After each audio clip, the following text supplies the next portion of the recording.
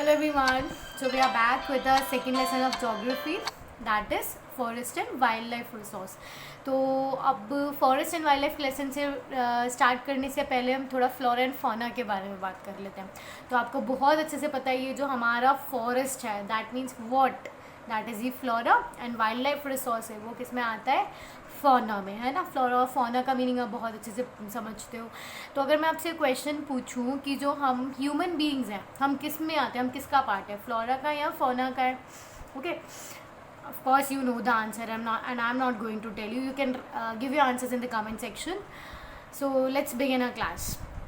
So today's lesson is forest and wildlife resource. Okay, so the very first thing that we are going to talk is about the importance of forest. आप भी जानते हो जो forest है वो हमारे लिए क्यों ज़रूरी है. ऑफ कोर्स जो हमारी जो इंडस्ट्री, हमारे जो बेसिक बोलते हैं ना, जो फॉरेस्ट प्रोड्यूस होते हैं उन्हें हम एज अ रिसोर्सेज यूटिलाइज़ करते हैं. बहुत सारी इंडस्ट्रीज़ में फॉरेस्ट का material as a raw material use किया जाता है ना. And there is an interdependence of flora and fauna. ठीक है, ये मतलब हमारी इकोलॉजिकल फॉरेस्ट जो है वो हमारी इकोलॉजिकल बैलेंस को मेंटेन करने में बहुत ज़्यादा हेल्प करता है. अब इकोलॉजिकल बैलेंस को हम थोड़ा और ज़्यादा डीपली स्टडी कर लेंगे कि इकोलॉजिकल बैलेंस को कैसे सपोर्ट करता है ना. Let's go to the next page. Okay, here we are. So when we are talking, see अब इस पर्टिकुलर डायग्राम में आपको बहुत क्लियरली आपको यहाँ पे फ्लोरा भी दिख रहा है, आपको यहाँ पे फौना भी दिख रहा है. तो अब बहुत हम लोग फूड के लिए एक दूसरे पे अवेलेबल है. Give and intake and outtake of oxygen and carbon dioxide के लिए हम लोग बहुत ज़्यादा इंटरडिपेंडेंट है एक दूसरे पे, right. So this helps in maintaining the ecological balance. So next we are talking about biodiversity. Biodiversity मतलब क्या होता है, a large variety of plants and animals. Okay, a large variety of flora and fauna living in that particular environment or living in that particular habitat is known as biodiversity. Okay, तो अगर हम बात करें India में that how much flora and fauna is available, then 8% of total species in the world है, 8% हमारी, अगर मैं एस्टिमेशन की बात करूँ तो नियरली 1.6 मिलियन ऐसा एस्टिमेट किया जाता है कि स्पीसीज हमारे ऑल ओवर वर्ल्ड अवेलेबल है. उसमें से 8% जो है वो कहाँ पर है, अलोन इंडिया के अंदर है. 81,000 species of fauna is there and 47,000 species of flora is there. और उस फ्लोरा में से भी 15,000 ऑफ स्पीसीज किसकी है, फ्लावरिंग प्लांट्स की. ओके, सो बेटा I will tell you something. और हम लोग फर्दर इस चैप्टर में जाने से पहले मैं थोड़ी सी डिटेल दे देती हूँ कि अभी तक ये चैप्टर जो था, मतलब अभी तक अगर हम CBSE बोर्ड्स की बात करते हैं तो this chapter is just included in your periodical test. ठीक है, अब द क्लास ईयर तक ये चैप्टर जो है वो आपके मेन बोर्ड एग्जामिनेशंस के लिए इंक्लूड नहीं हुआ है, केवल और केवल आपके पीरियोडिकल टेस्ट में आया है. ओके, पर हम इस चैप्टर को पढ़ रहे हैं because we need to compete for NTSCs, right. तो ये chapter there is a probability of getting questions from here. तो अगर मैं बोर्ड साइंस में बात करूँ तो of course this chapter is not important, but अगर मैं बात करूँ NTSC के अकॉर्डिंग तो there can be a probability of getting a question from this. Okay, so we have talked about flora and fauna interdependence also. So now moving further, हम लोग बात कर रहे थे कि इंडिया में कितना फ्लोरा और फौना है. तो और फिर अब हम बात कर रहे थे कि नियरली 8% जो है वो टोटल जितने भी टोटल स्पीसीज उनमें से 8% जो स्पीसीज है वो इंडिया से बिलोंग करते हैं.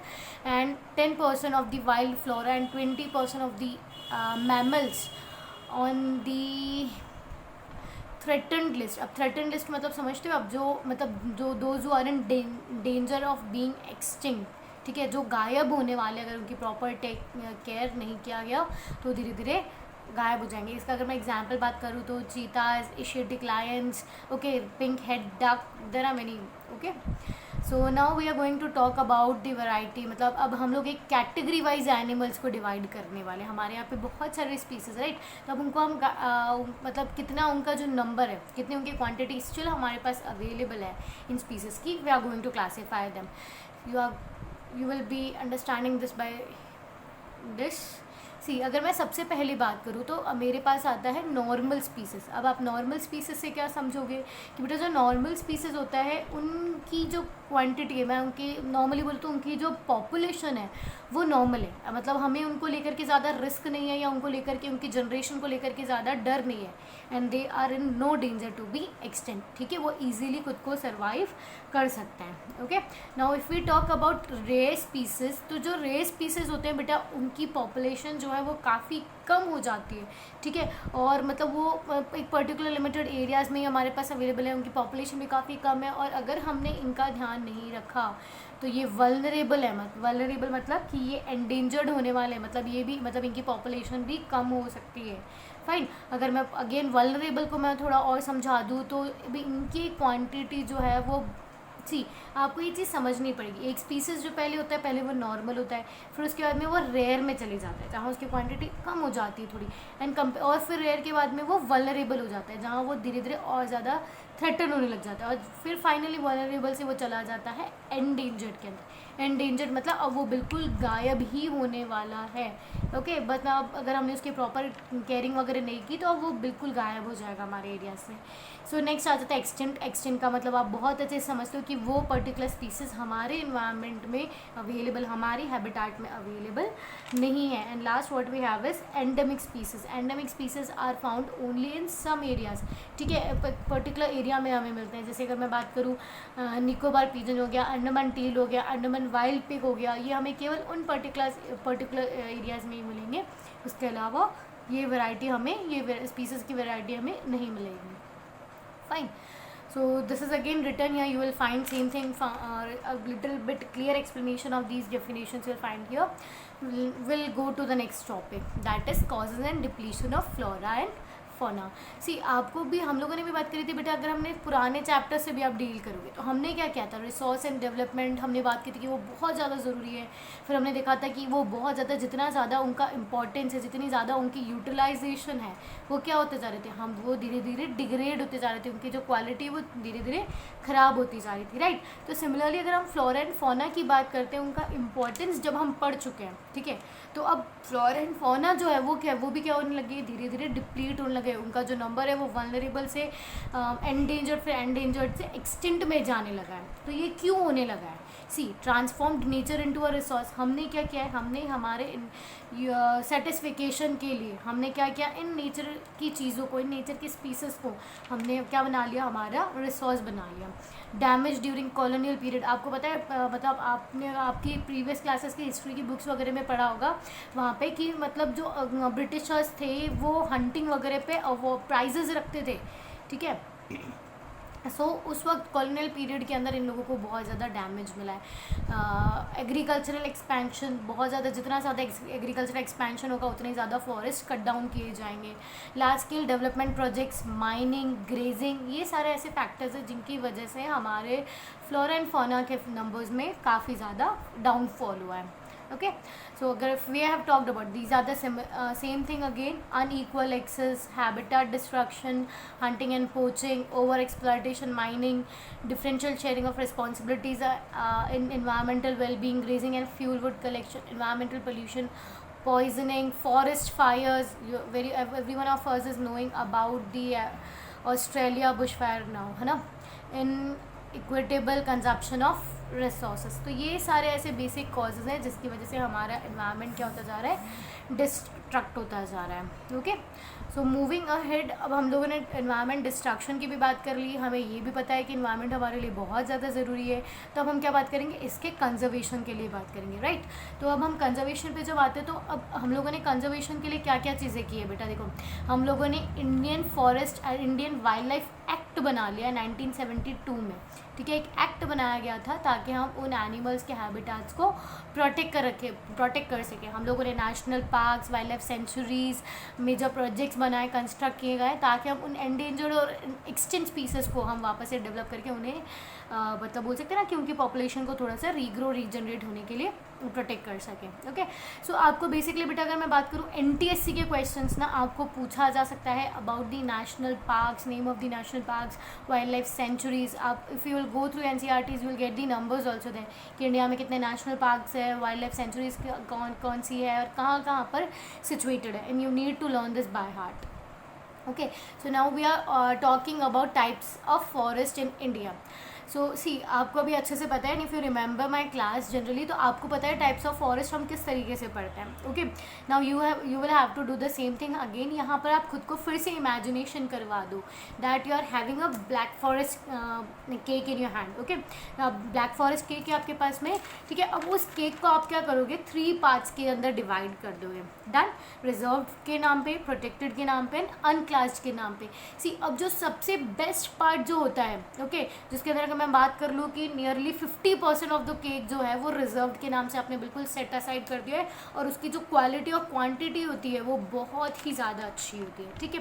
फिर उसके बाद में अगर मैं बात करूँ उसी सेम मतलब आप उसको ट्रैवल करके जब लेके आ रहे थे तो वो थोड़ा बीच में ख़राब भी हो गया है ना, तो जो थोड़ा सा मतलब लाइक रिजर्व्ड इज़ लाइक बहुत फाइन क्वालिटी, फिर प्रोटेक्टेड भी बहुत अच्छा होता है। ऐसा नहीं कि प्रोटेक्टेड की क्वालिटी ख़राब है या कुछ भी, but protected is nearly 1/3 part of that remaining forest, ठीक है। और इसके बाद में हम जो बात करते हैं जो बिल्कुल ख़राब हो चुका है, ओके, मतलब वो बिल्कुल डिस्ट्रैक्ट, आप उसको लेकर के आ रहे थे, ट्रैवल करके लेके आ रहे थे शॉप से, तो वो बीच में बिल्कुल डैमेज हो गया ना, वहाँ पे आपको प्रॉपर मतलब आपको प्लांट्स मिलेंगे ना, आपको वहाँ प्रॉपर एनिमल्स मिलेंगे, वो कौन सा हो जाता है, अनक्लास्ड। तो हम अगर केक के पीछे बात कर ले, रिजर्व फॉरेस्ट दी बेस्ट है, सबसे सुपर पार्ट वो होता है, ठीक है। फिर उसके बाद में हमारे पास कौन सा है, प्रोटेक्ट सेमी, ओके, मतलब यहाँ पर भी मतलब रिजर्व की अगर मैं बात करूँ बेटा तो यहाँ पर किसी को भी परमिशन नहीं मिलती थी, ओके। प्रोटेक्टेड के अंदर आपको स्पेशल परमिशंस लेकर के आप इस एरियाज़ में एंटर कर सकते थे, और जबकि अनक्लास्ड फॉरेस्ट जो होते थे वो जनरली ट्राइबल पीपल को दे दिया जाता था, और यहाँ पे मूवमेंट भी फ्री होता था।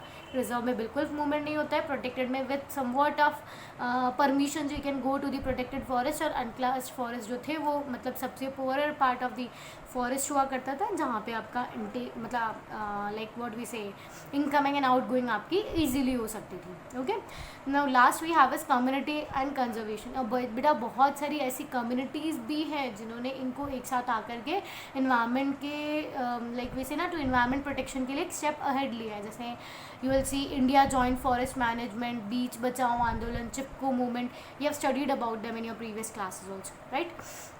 सो अगर मैं बात करूँ ये रिजर्व्ड, प्रोटेक्टेड एंड अनक्लास्ड, ये इसका वापस से रिक्लासिफिकेशन आपको यहाँ पे भी मिल चुका है, okay.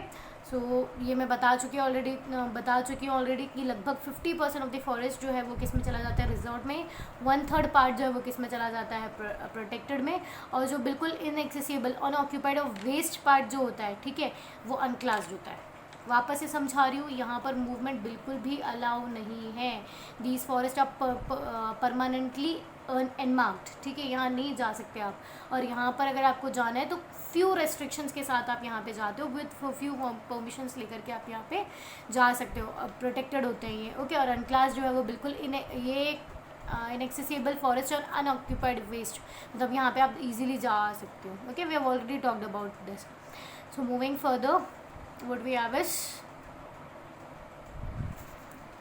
Okay, so the lesson is done. अगर मैं फिर से आपको बहुत अच्छे से इस लेसन के बारे में समझाऊँ बेटा, तो बहुत अच्छे से समझ लो कि ये आपको CBSE फाइनल बोर्ड एग्जामिनेशंस के लिए तो ये चैप्टर आपके पास अवेलेबल नहीं है, नहीं आया था, पिछले साल तक इंक्लूडेड नहीं था। पर अगर मैं बात करूँ NTSC एग्जामिनेशंस की, तो इससे प्रोबेबिलिटी क्वेश्चंस मिलते हैं। 2018 के पेपर में था, 2019 के पेपर में था, 2017 एंड सो ऑन, सभी स्टेज के लगभग एक आधा question I have seen this from this lesson, particular lessons also, okay. So what you importantly need to learn is about the names of the animals, जो कौन से endangered है, कौन से extinct है, कौन से vulnerable हैं, कौन से normal species हैं, number of wildlife कहाँ कहाँ पर situated है, national parks कहाँ कहाँ पे situated है, okay. So these are the basic things that you need to learn, okay. Thank you.